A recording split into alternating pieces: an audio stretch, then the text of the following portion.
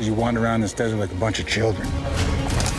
Lawmen enforcing your laws on foreign land. I am tired of it.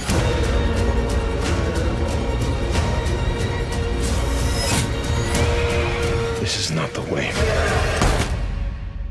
Peace doesn't follow death, does it?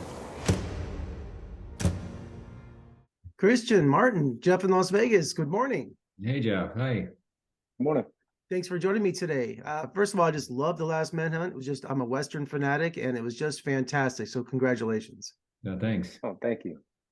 Christian, can you set up the movie for us? Because it's based on a true story, and I think a lot of people are familiar with Telling Willy Boys here, but this essentially is a Wild West manhunt with a love story, right?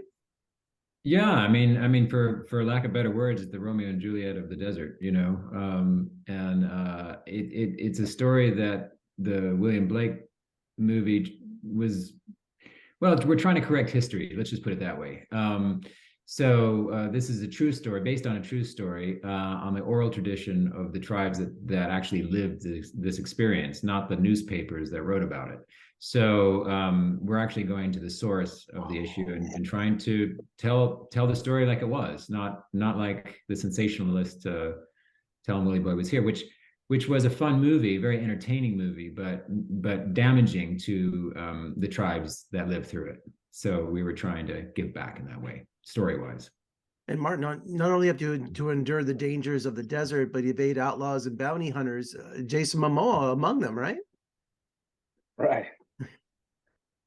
How intimidating is that? That's such a different role for him. Oh, yeah. I mean, you know, you have to ask him about that. Right. And also, Martin, you know, representation has come a long way so fast over the past few years.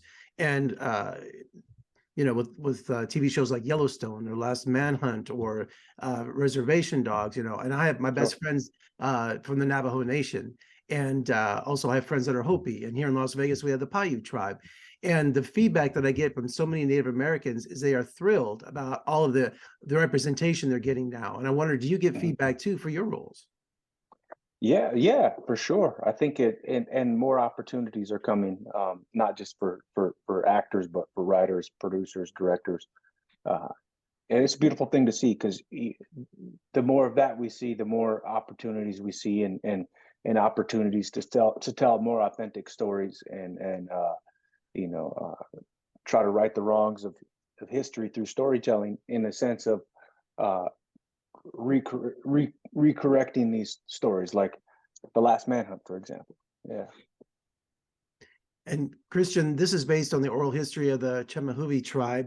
It's funny, I just spent so many days last summer in Lake Havasu, but I was on the reservation side, you know. So, and I just was wondering, was it important to you to respect the story's origin? Oh, 100%. I mean, that was the mandate. You know, the Chemehuevi was the reason to do this.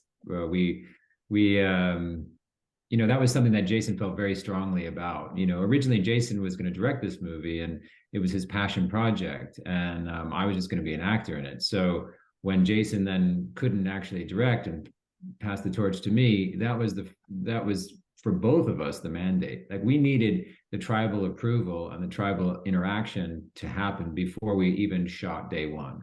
So that's why, you know, Martin came out a month or so before we shot. We went up to, you know, meet some of the elders, and we needed to get that collaboration to happen before we even started shooting. Otherwise we wouldn't do it.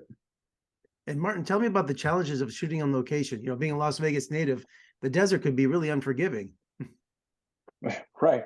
Yeah. No, you know, super cold in the morning and hot in the day. We got rained out. We've had, you know, there was dust storms that shut us down. You name it. You know, we had a lot of challenges, and but we embraced it and kind of rolled with it, and you know, tried to work with it, and it just became one of the. I think it helped set the tone for coming to work. It made it exciting in some ways. And yeah, this also, was not a studio. Not a studio, right? Definitely not, Christian. And also, Christian, you know, Jason Momoa actually purchased the land the famous shootout occurred on. You know, I just thought that was just a fascinating little footnote for this production.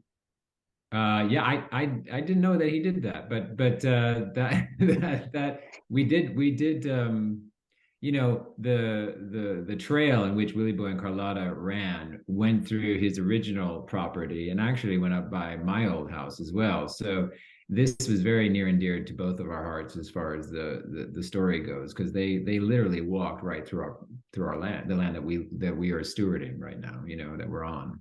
So yeah, it's very powerful. And Martin, not only is this a Wild West, chase and a manhunt, it's also a love story. So tell me about working with your co-star and that chemistry that you guys had. Yeah, I think it was great. I mean, uh, we both Christian worked with us on that, set the tone, had some really good conversations with us about how to communicate as scene partners, and I think that helped a lot. And then just having a passion for the story and the characters, each that we were playing. I know she was very, very passionate about that role of Carlotta, and did a lot of research on it. And same for me, and Willie Boy. So that was fun to delve into those characters and try to figure out the path for them through the story. Well, congratulations, gentlemen, on a wonderful Western. It's very true and very authentic. And thank you for joining me today. I really appreciate it. Good luck with the film. Thank you. Thanks Thank a you. lot.